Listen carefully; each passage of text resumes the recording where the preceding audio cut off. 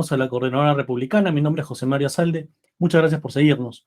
El día de hoy tengo la grata presencia virtual, compañía virtual, de la excongresista, abogada constitucionalista, la doctora Rosa Bartra. Doctora, ¿cómo se encuentra? Hola, José Mario. Bien, felizmente. Muchas gracias por la oportunidad. Eh, ¿Cuáles son sus impresiones con respecto al discurso del señor, aún presidente, para mí ocupante precario de Palacio de Gobierno, el señor, en el nombre del presidente, me acuerdo, el señor Castillo? ¿Cuáles son sus impresiones acerca del discurso que dio en el Congreso y a partir de ello, qué nos espera? El discurso creo que ha sido bastante malo, un discurso que no ha tenido unidad, es decir, por un lado buscó victimizarse, por otro lado buscó confrontar y por otro lado presentó una larga lista de lavandería de lo que cotidianamente se hace en cada uno de los ministerios del gobierno. Así que creo que ha sido más bien sin novedad, no exageró en nada como para destacar algo especialmente malo, menos algo especialmente bueno, un discurso para el olvido por la escasa profundidad con respecto al diagnóstico y además la nula conexión con las medidas que va a implementar. Sectores de los cuales no se dijo absolutamente nada, como por ejemplo el de salud con respecto a la crisis que se vive ahora por las enfermedades que no se atendieron durante la pandemia, cáncer, diabetes, enfermedades neurodegenerativas, etcétera, y en seguridad ciudadana, que es un mal que flagela a la sociedad peruana en este momento, además de proyectos de ley presentados el día anterior, tampoco anunció algo que pueda darnos la esperanza de que por lo menos estos dos grandes temas van a ser abordados. Así que creo que no hay mucho que comentar tampoco con respecto a lo que nos espera, creo que es más de lo mismo. ¿Es una lectura equivocada o realmente se demuestra que existe una gran improvisación? No, pues, o sea, ni siquiera es un secreto, ¿no? Pedro Castillo llegó al gobierno por un partido al cual se había afiliado en el último día que era posible afiliarse, debido a la imposibilidad legal que tenía el líder de Perú Libre, Vladimir Cerrón, de poder postular. Él no se conoce cuál es su tendencia o su credo político, ha pasado por más de un partido antes de terminar en Perú Libre, y el equipo que conformó, incluso ya para la segunda vuelta, en los debates se apreciaba altamente improvisado, con muy escasa experiencia y prácticamente nula capacidad, y no había forma de esperar que el gobierno fuese diferente. Ha sido un gobierno que se ha caracterizado por la volatilidad, por la improvisación, por la incapacidad. Así que sea porque la oposición se lo exigía o sea porque él reconocía sus errores terribles para designar a los ministros, hemos tenido la rotación más alta de ministros en la historia republicana.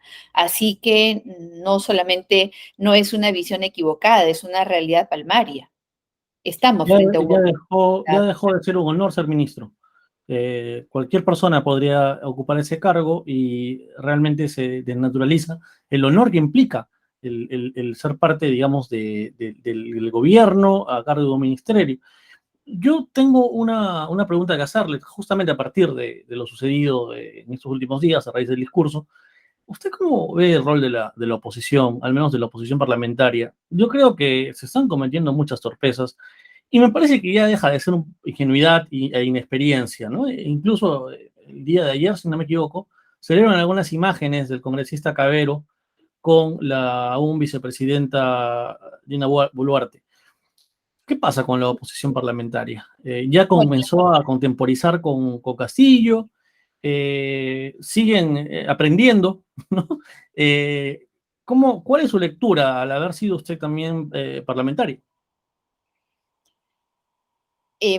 Yo he sido parlamentaria, es verdad, estuve un poco más de 3 años ejerciendo la representación nacional, que es un mandato realmente de altísima responsabilidad, porque es ejercer el poder que te delega el pueblo, que al mismo tiempo en esa delegación te da la facultad de hablar por él. Entonces, digamos que ser congresista de la República es o conlleva una altísima, altísima responsabilidad. Em, yo no sé realmente cuál es el rol que tiene ahora, porque si hay algo que han hecho y han hecho muy bien desde el Congreso de la República durante el primer año legislativo ha sido sostener al gobierno. Creo que los errores sucesivos que han cometido tanto los parlamentarios y en particular la presidenta del Congreso han sostenido a Castillo haciéndolo ver tan o menos útil para resolver los problemas que el Congreso. No sé si se trata de inexperiencia, de hecho hay mucho de inexperiencia, pero no es justificación de ninguna manera porque cada congresista, por más inexperto que sea, tiene un equipo, todo un equipo que debería suplir sus carencias con una asesoría adecuada.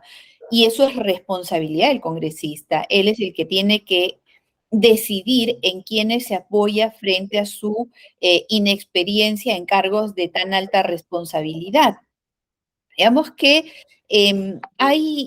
si hay que hacerle una crítica desde mi humilde punto de vista al Congreso de la República, centraría básicamente en uno solo, y es en su nula coherencia en la gran mayoría de ellos para mantener, sostener o presentar una postura desde el hecho mismo en el que traicionan a sus partidos y a sus electores que les permitieron alcanzar una curul al cambiarse una y a veces otra y a veces otra vez de partido político y en este proceso ya no representan a nadie más que a ellos mismos.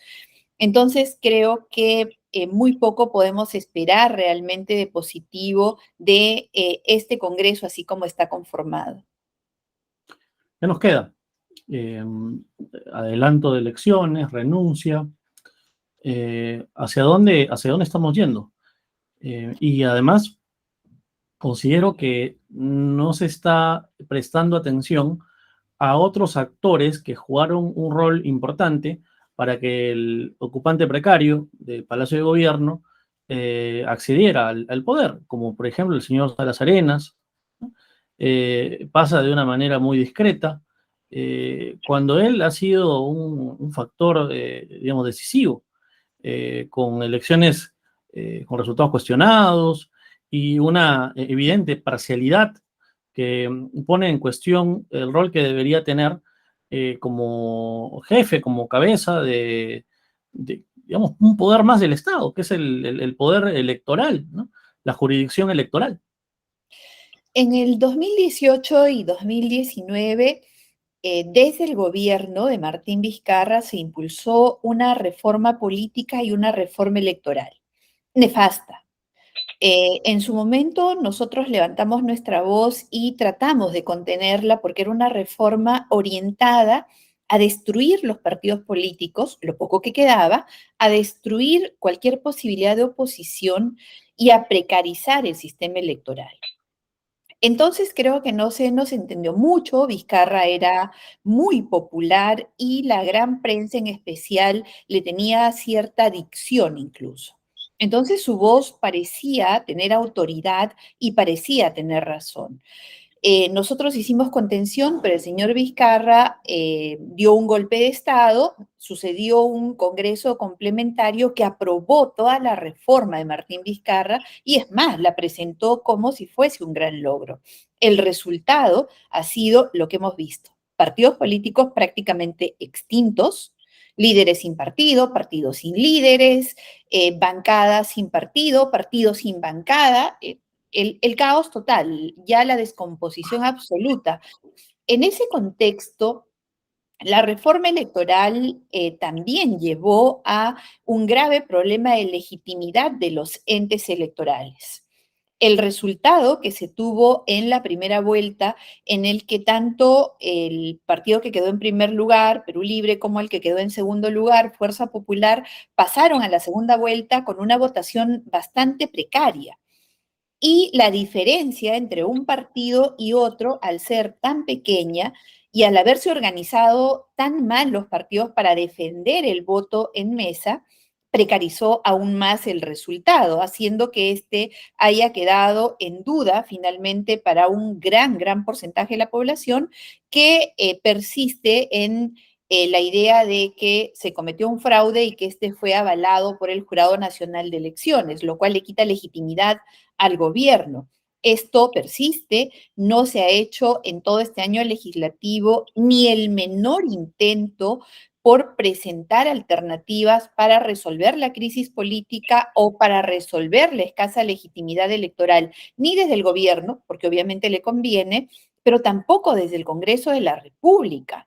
Entonces, no creo que una elección anticipada nos lleve a un cambio positivo, porque no hay partidos políticos, porque tenemos una carencia clamorosa de líderes que conozcan el país, que conozcan de gestión pública, que puedan aglutinar a un colectivo que se esfuerce para que nuestra patria salga adelante y el sistema electoral permanece en las mismas condiciones. Así que si algo a algo podemos aspirar, esto tendría que ser a que tanto el Poder Ejecutivo como el Poder Legislativo, así sea por presión popular o gracias a la presión popular, enmienden su ruta. Doctora, ¿y qué opina del bebito Fiu Fiu? Mi abuela, que era una mujer muy sabia, me enseñó que cuando no se tiene nada bueno que decir sobre alguien, mejor no se diga nada.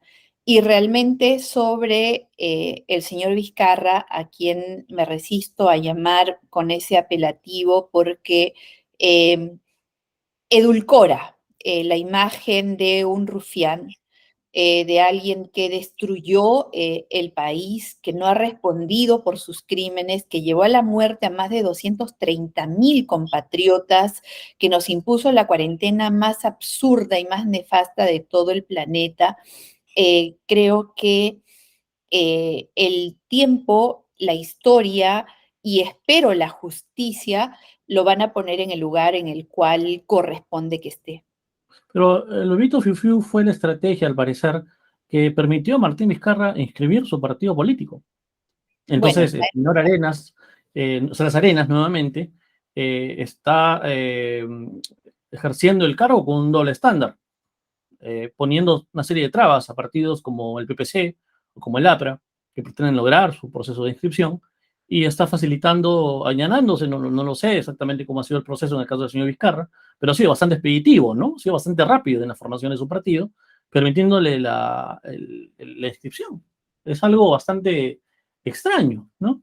Y bueno, además, no ha los lanzado Martín Vizcarra todavía la inscripción de su partido, está en proceso y este doble estándar del cual José Mario muy bien hace en señalar y subrayar, y yo le pongo resaltador, es posible gracias a esa reforma tan nefasta que les da el poder discrecional para tomar decisiones muchísimas veces abusivas y arbitrarias.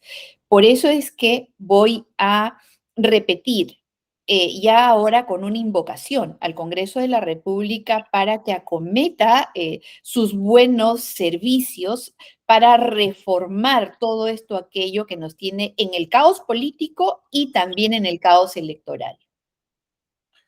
¿Cuál sería, para terminar, le agradezco mucho por la entrevista, doctora Bartra, cuál sería la forma para desmontar este andamiaje, digamos, político que creó el Vizcarrato? ¿De qué manera, usted fue también, digamos, desde la oposición, testigo de lo que ocurrió, cuál sería la manera de poder retrotraer estas reformas que fueron realmente nefastas? Y que, como usted bien menciona, fueron en un contexto donde el señor Vizcarra, por cosas que ahora recién nos enteramos, vinculadas a cierta cooptación a los medios de comunicación a través de los recursos públicos, logró tener una altísima popularidad y se vendía como un presidente, digamos, que realmente trabajaba, cuando sabemos que una de su gestión ha sido una de las peores que hemos tenido en la historia republicana, y que lo peor de todo es que el señor Vizcarra tiene sangre en las manos, ¿no? Que eso es lo más grave. Como usted bien mencionaba, el número de víctimas por el COVID y el mal manejo que se tuvo a nivel de políticas públicas, sumado también al caso Vacuna Gate. Corrupción, mal manejo, golpe de Estado, víctimas de la pandemia, destrucción del sistema político, cooptación del sistema electoral. La lista de crímenes de Martín Vizcarra realmente es muy larga. Sin embargo, ¿qué podemos hacer? Porque no nos podemos quedar pues empantanados en el problema.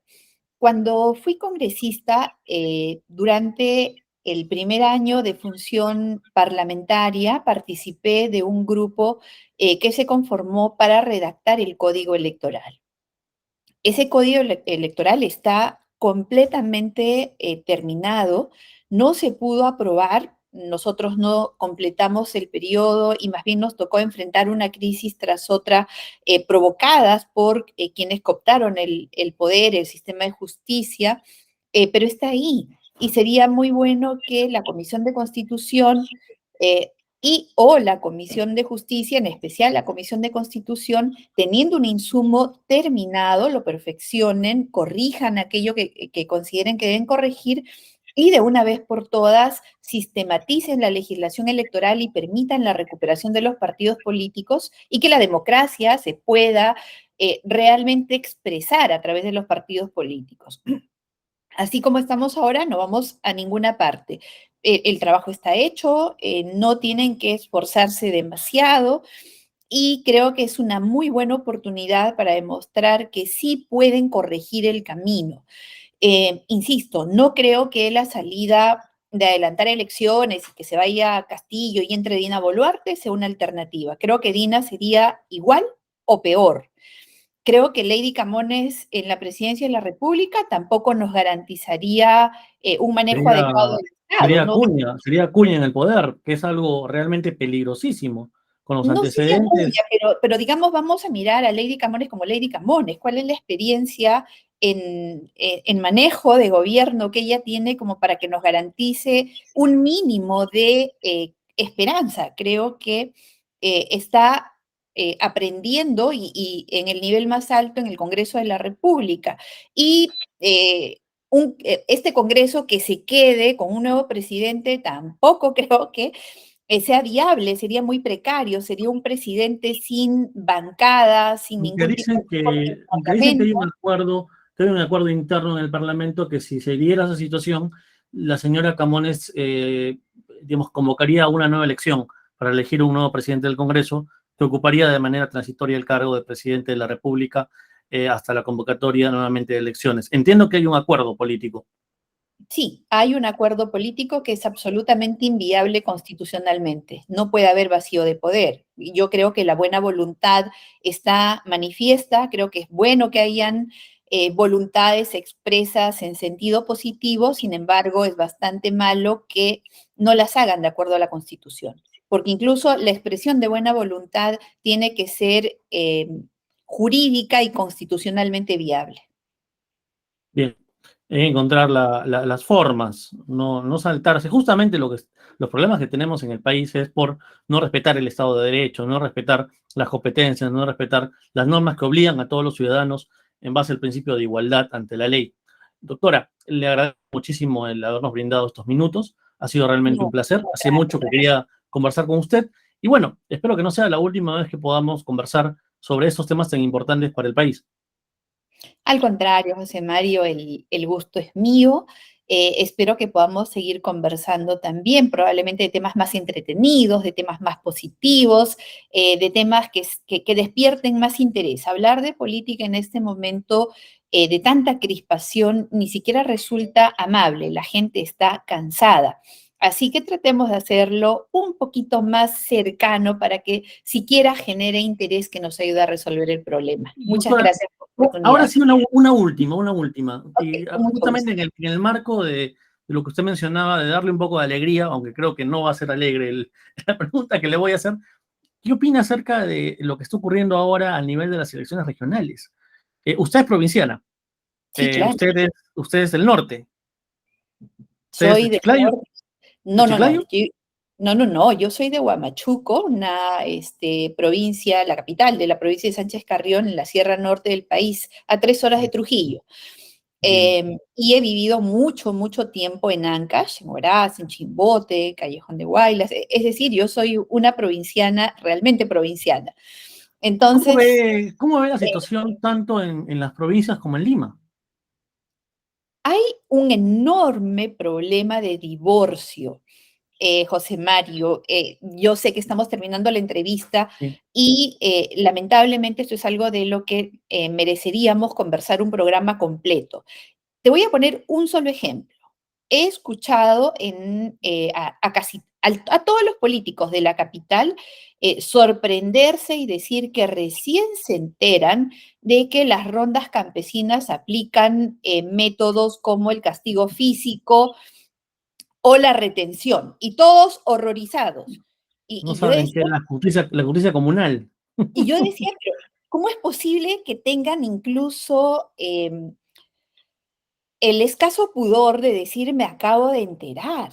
O sea, son políticos que definitivamente creen que el Perú es plano y que se ve desde Lima. El Perú no es plano, no se puede ver desde Lima. El Perú pues tiene sus quebradas, tiene sus cordilleras, tiene sus ríos, tiene su selva, tiene su sierra profunda, su puna. Entonces, la justicia consuetudinaria, esta justicia que ejercen las rondas campesinas no solamente tiene rango constitucional, está protegida por la Constitución, sino que se practica hace por lo menos 3 o 4 décadas.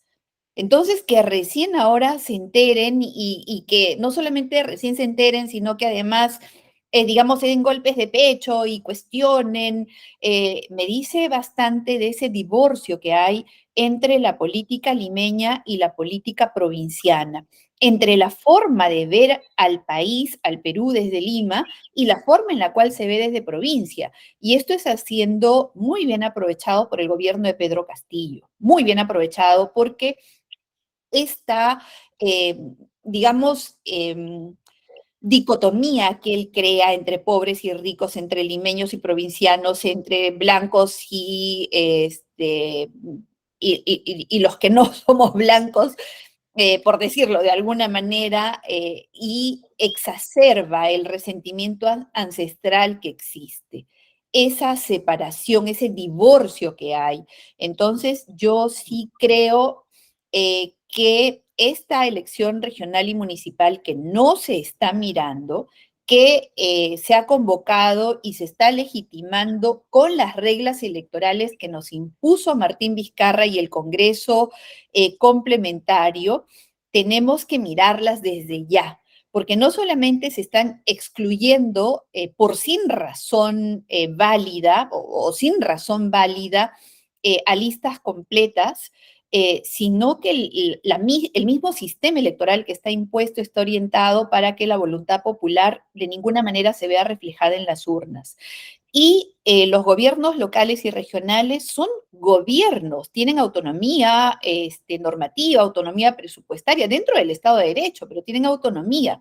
Entonces podemos entrar a una espiral mucho más grande de crisis, hasta de caos y de violencia, si es que no miramos con ojos de ver, no con ojos de Lima, en el que yo me creo dueño de la verdad y desde mi oficina y mis estudios en el extranjero, probablemente en una universidad de nivel, analizo sociológicamente mi país. No, no es así. El Perú tiene una realidad que hay que verla integralmente o no vamos a resolver nada, al contrario, vamos a empeorar nuestros problemas.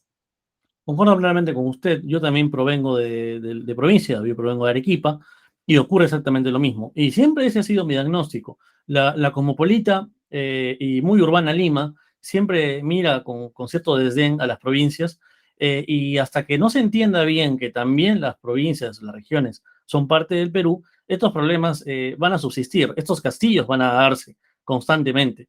Y, y sí creo que en cierto nivel el resentimiento del que, como usted mencionaba bien, explota el gobierno, es real y es válido. Hay una gran desatención de parte del gobierno central y de la clase política limeña con respecto a las provincias. Tema, como usted mencionaba, que Para un deberíamos programa hablar completo. extensamente y además por la experiencia que creo que podemos compartir, siendo usted del norte y yo del sur. Sin embargo, no creo que sea válido decir que se está mal en el interior por el descuido de la capital, porque la descentralización mal hecha le ha dado autonomía económica y grandes recursos a las regiones y a las provincias. Lo que pasa es que con esa descentralización se descentralizó la corrupción. Y entonces ahora tenemos a casi todos los exgobernadores regionales, a casi todos los exalcaldes o presos o procesados por graves delitos de corrupción. Así que Pero no, tiene que haber, la transferencia de recursos tiene que estar acompañada con una transferencia de capacidades, cosa que no se ha hecho. Entonces, uno tiene es gobiernos que no hay regionales que capacidades tienen, ni siquiera en Lima. no, O sea, pero yo uno creo tiene que gobiernos regionales que tienen muchísimo dinero, pero que no bastan. sí, claro, pero eso de transferir también capacidades sería asumir que en las regiones no hay capacidad y que en Lima sí hay capacidad. Y eso no es necesariamente cierto. Y esto merece pues ir eh, deshilando cada aspecto para que se entienda y pase el discurso. Por Bueno, eso cuando me hiciste la pregunta, ya tenemos el pretexto para nuevamente reunirnos, doctora. exactamente, cuando me hiciste la pregunta te dije esto realmente merece un programa completo porque hay clichés que hemos aceptado como verdades, pero que en realidad no son más que mitos. Así que sí, amerita conversarlo, estamos de cara ya a la elección regional y municipal y hay temas de los cuales se debe empezar a hablar no solamente a la luz de la experiencia, sino también de lo que significa un sistema político descentralizado. Bien, doctora, ha sido un placer conversar con usted y yo creo que la próxima vez que conversemos también sería importante que tengamos ambos los números, ¿no? Para que las personas que nos siguen vean que estamos hablando con conocimiento de causa y también basándonos en la realidad. Así que espero poder nuevamente conversar con usted y veamos atentamente lo que ocurre en estas elecciones que, como usted dice, están siendo realizadas con todo ese andamiaje putrefacto del Vizcarrato. Doctora, Así. le agradezco mucho, le mando un fuerte abrazo y nos estaremos viendo más adelante. De mi parte, muchas gracias por seguirnos y nos vemos la siguiente semana. Gracias.